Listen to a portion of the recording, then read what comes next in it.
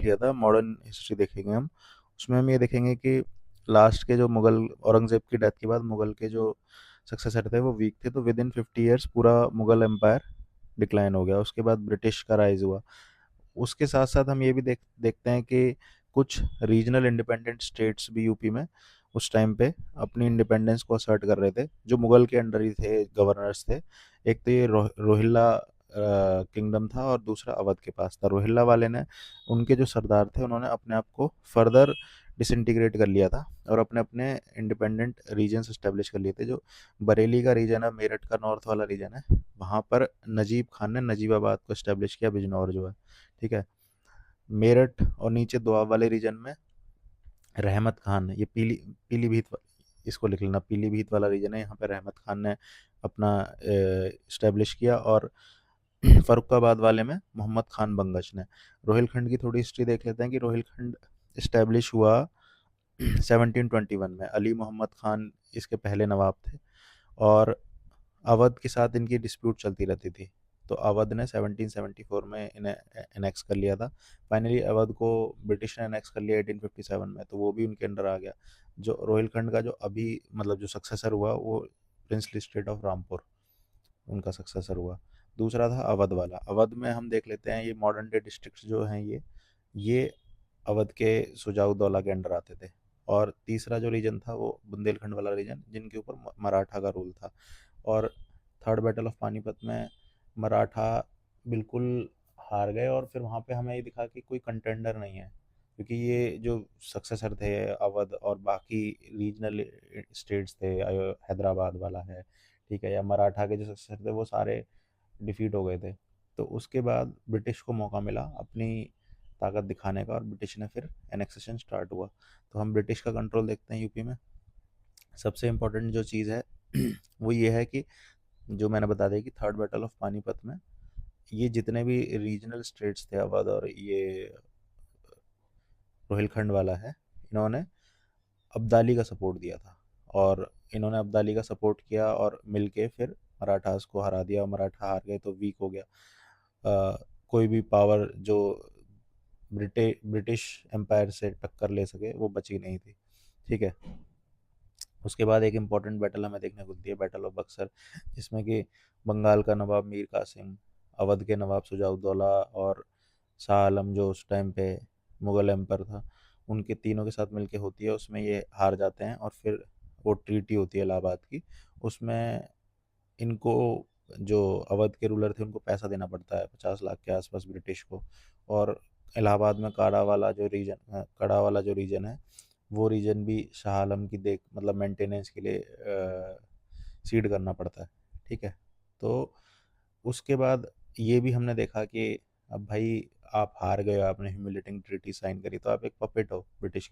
वहाँ पे ब्रिटिश ने अपना रेसिडेंट बना दिया, वो कर दिया। फिर आगे जाके हम देखेंगे कि धीरे जैसे वो जो पॉलिसी थी उनकी वेलेस्ली की, जिसमें कि वो पूरा उनकी सिक्योरिटी की गारंटी देते थे, बाकी जो जितने भी अफेयर्स हैं, external affairs, even internal affairs में इंटरफेयर करते थे। धीरे धीरे इनडायरेक्टली ब्रिटिश ने ऐसे यूपी में अपना कब्जा बनाया। ये सारे जो फैक्ट्स हैं वो लिखे हुए हैं। हर बैटल, हर उसको लिखने की बस पूरी कहानी पता होनी चाहिए हुआ कैसे, है ना। अब ये है कि छोटे छोटे बनारस में चेत सिंह को भी अपनी सुप्रीमेसी, बेसिकली यहाँ पे सब्सिडियरी लाइंस का रोल इम्पोर्टेंट होता जा रहा है। और दूसरी चीज़ आप यहाँ लिख सकते हो कि इंटरनल, आपस में इंटरनल राइवलरी जो थी इनकी प्रिंसली स्टेट की, वो ब्रिटिश उसको अच्छे से डिप्लोमेसी यूज़ करके यूज़ कर सकते थे। तो ये कारण थे जिससे कि वो ये सारे रीजन को जो यूपी में थे एनेक्स कर पाए। जैसे यहाँ पे पूरी कहानी लिखी हुई है कि असफुद्दौला और ये नवाब बने उसके टाइम पे प्रयागराज, गोरखपुर और ये जितना भी रीजन था ब्रिटिश को दे दिया सिक्योरिटी। ये सब्सिडी लाइंस वाली चीज़ है। ऐसी फर्रुखाबाद चला गया। ठीक है। बुंदेलखंड के ये एरियाज चले गए, इन्होंने सब्सिडी लाइंस होल्कर्स थे, उन्होंने साइन किया 1803 में। तो ऐसे ही पूरा स्टेट इनके अंडर आ गया। अब यहाँ पे अगर मतलब ये लिखा है ना, the entire area of UP came under control of British by the 18th century.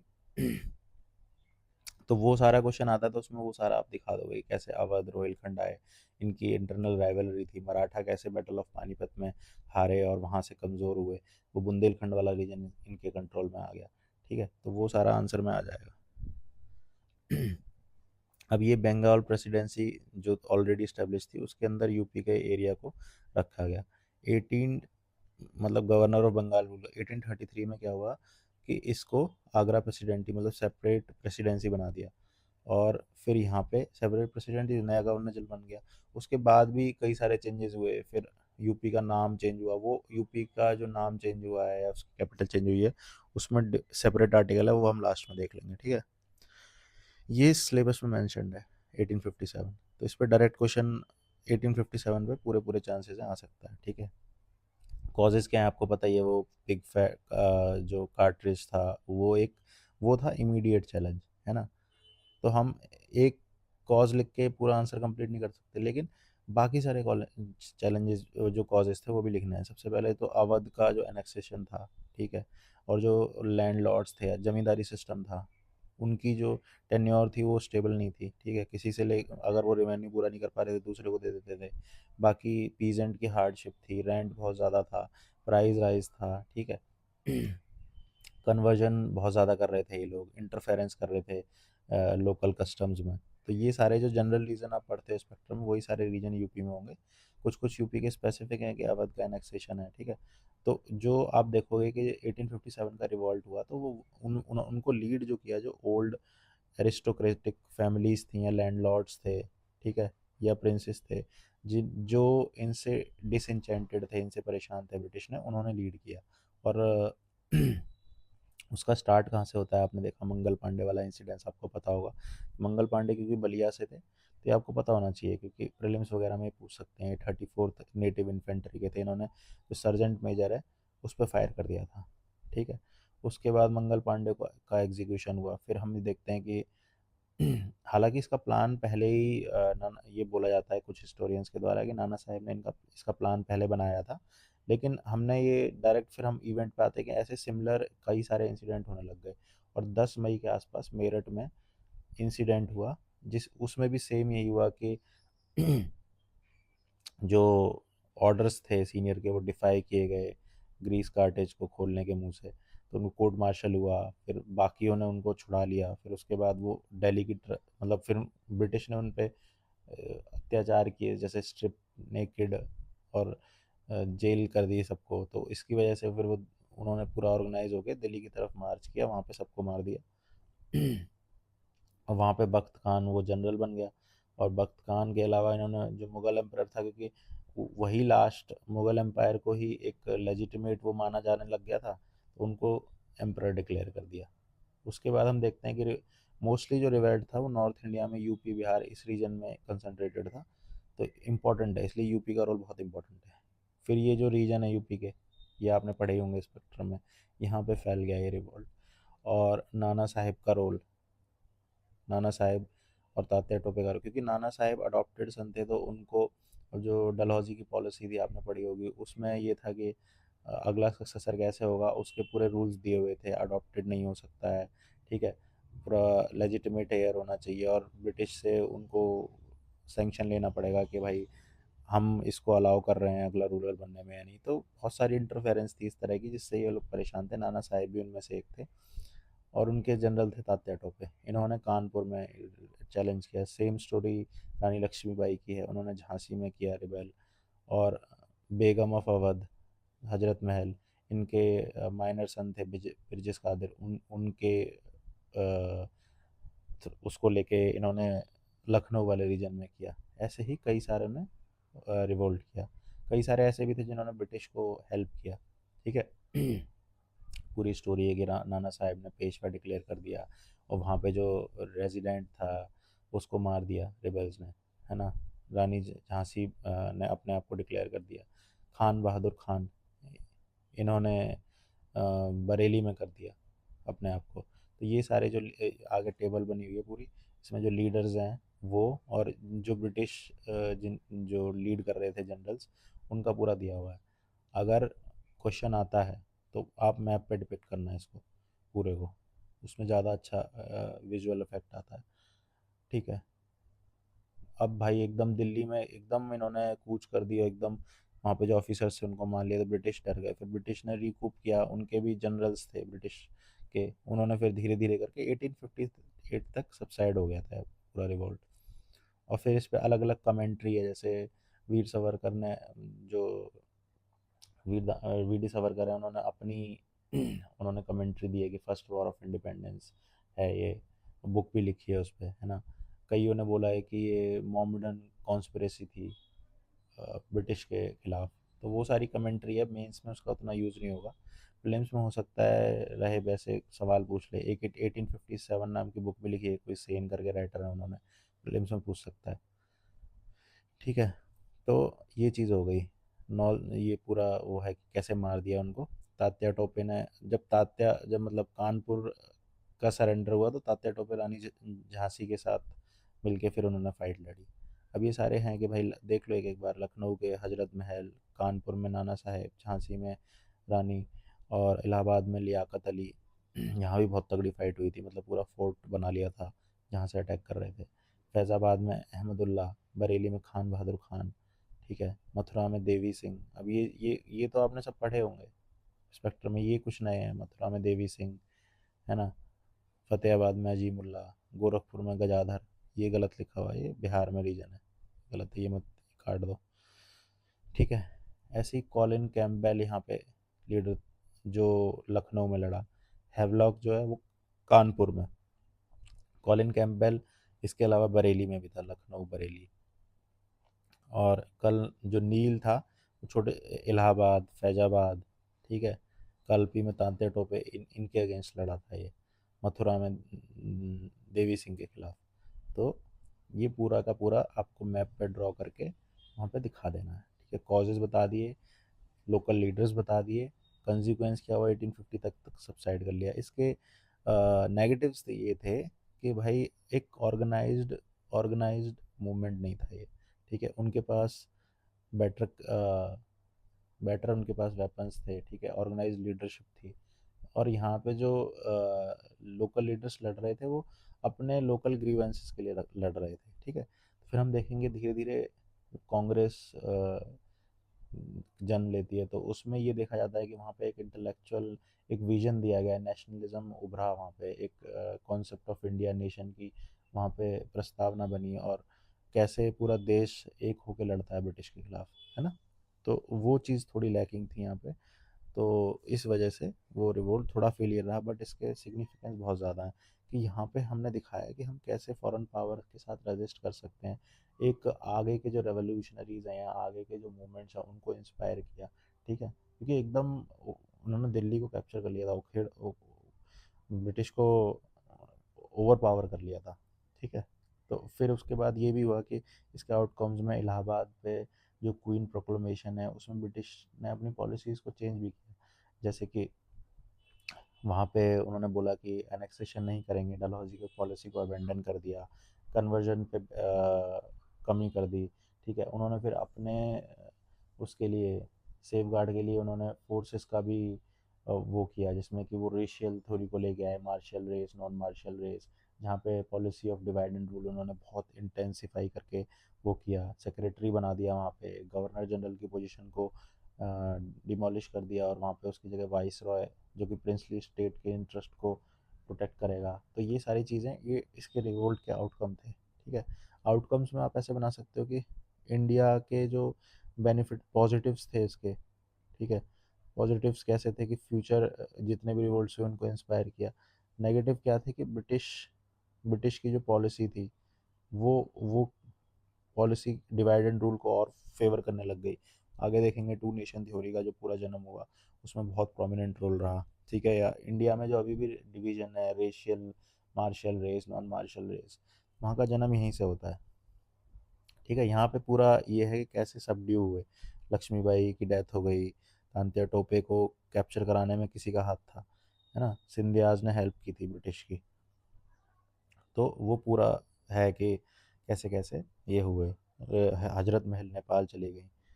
Outcomes outcomes में मैंने बताया दिल्ली, ये हैदराबाद पे ये दरबार हुआ जिसमें क्वीन का प्रोक्लेमेशन, वहाँ पे secretary of state, 15 member council होगी। ठीक है, और दिल्ली डिवीज़न जो है वो एंड नॉर्थ वेस्टर्न प्रोविंस से निकाल दिया गया और कैपिटल को इलाहाबाद शिफ्ट कर लिया, आगरा से कैपिटल को इलाहाबाद शिफ्ट कर लिया। थोड़ा ये भी था कि वहाँ से बंगाल प्रेसिडेंसी सबसे बड़ी प्रेसिडेंसी, उसको गवर्न करना आसान हो जाएगा, पास पड़ेगी, है ना। और ये सारी चीज़ें आपने इसमें देख ली कि क्या क्या चेंजेस हुए, आउटकम्स रिवोल्ट के, वो सारे आप देख लोगे इसमें।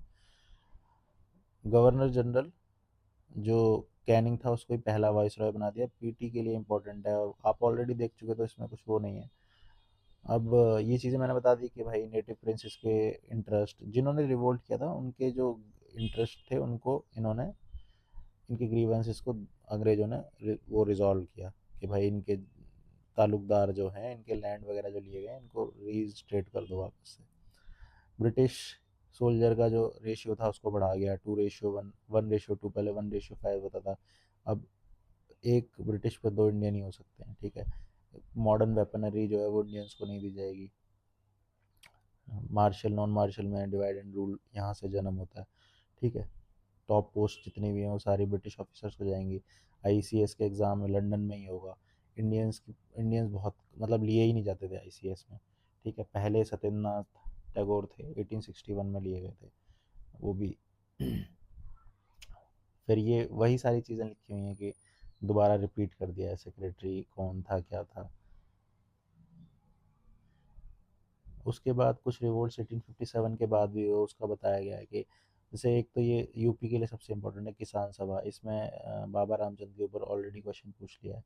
किसान सभा 1918 में, अब यहाँ से पीसफुल मूवमेंट्स की स्टार्ट होती है, ठीक है।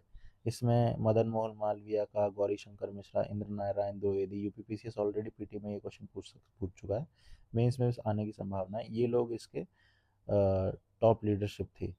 इन्होंने अवेयरनेस, जो रेंट है बहुत ज़्यादा उसके खिलाफ जितने भी मूवमेंट्स थे, ठीक है, वो चलाए। इसके जो सेंटर्स थे प्रतापगढ़, जौनपुर, ईस्टर्न यूपी में जो एरियाज़ हैं वो सेंटर्स थे इसके ज़्यादातर। 400 से ज़्यादा ब्रांचेस इसकी इस्टेब्लिश की गई यूपी में, ठीक है।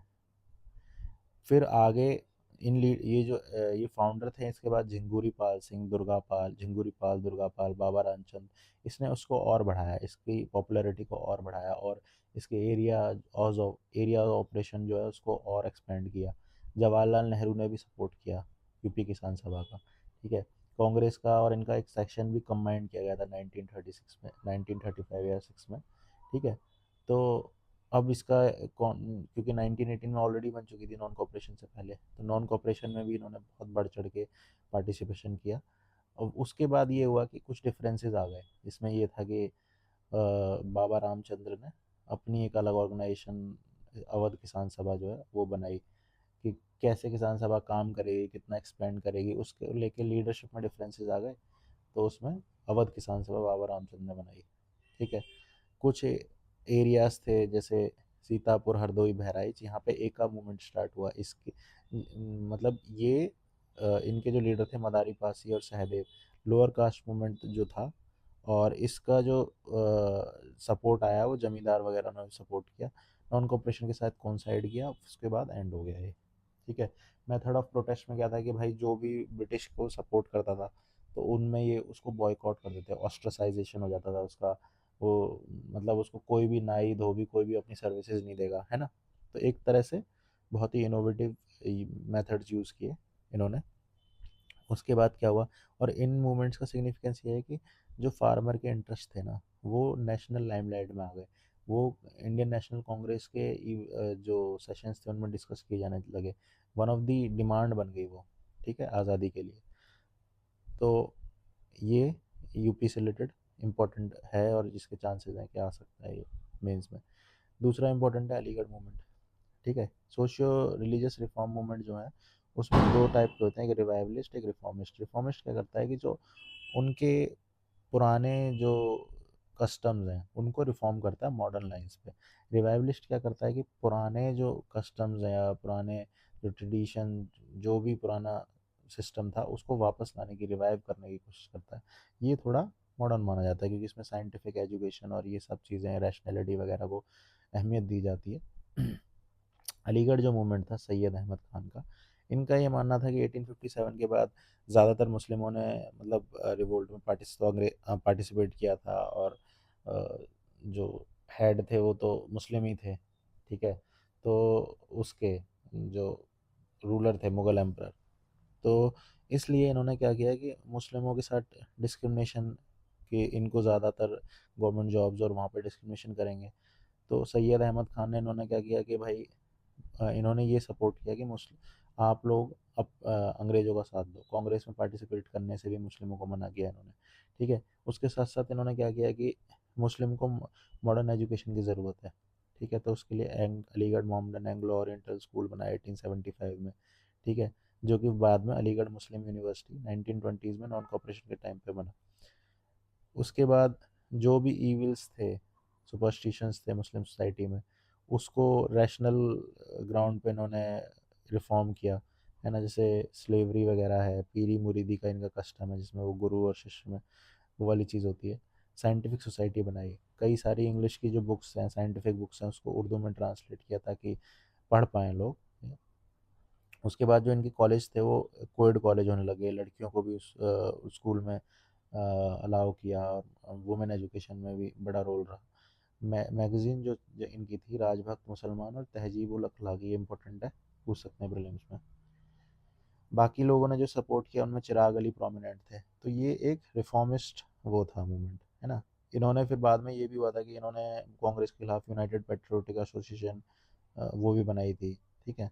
तो कुछ पॉजिटिव्स इन्होंने जो किया अपनी मतलब ये रिलीजियस लाइंस पे किया। आगे जाके हम देखेंगे कि टू नेशन थ्योरी में भी उसका एक रोल आएगा, जिसमें कि आपने मुस्लिम के जो इंटरेस्ट हैं वो अलग माने बाकी उससे, मेजोरिटी जो है हिंदू इंटरेस्ट से, तो वो उसमें प्रोमिनेंट रोल प्ले करेगा पाकिस्तान मूवमेंट में, ठीक है।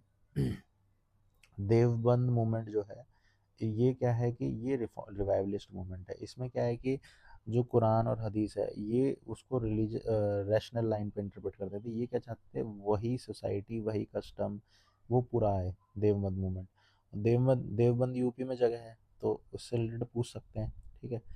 तो यहाँ पे वहाबी मूवमेंट जो ओवरऑल चल रहा था सऊदी अरेब से, वहाँ से इन्होंने इंस्पायर होके वहाँ इंडियन मुस्लिम इंस्पायर हुए, और उन्होंने इंडिया में वहाबी मूवमेंट को स्पेयरहेड किया।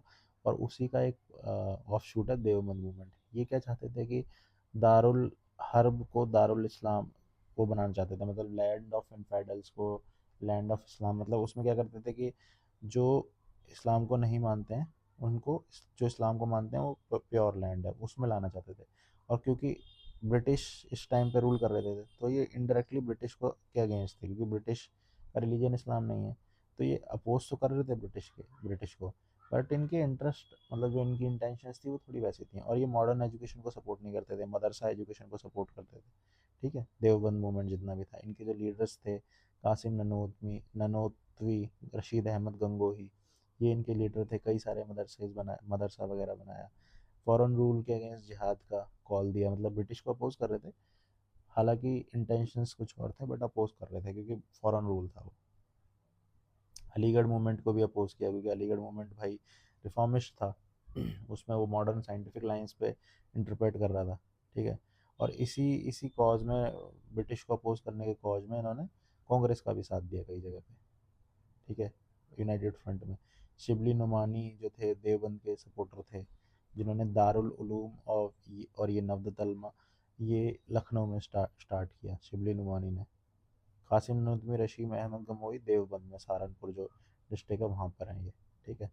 तो ये हमने देख लिया। अब यूपी का क्या कंट्रीब्यूशन है फ्रीडम स्ट्रगल में, इसमें ये है कि कांग्रेस वाला जो टाइम पीरियड आएगा वो हम देखेंगे अगले वीडियो में, जिसमें कांग्रेस, ठीक है, वहाँ पे गांधीयन फेज जो है वो देखेंगे, ठीक है। रेवोल्यूशनरी जितने भी थे उनका क्या रोल था, तो वो सारे, ये डायरेक्ट इन पे एक एक क्वेश्चन बन सकता है, वो अगले वीडियो में देखेंगे। Thank you very much.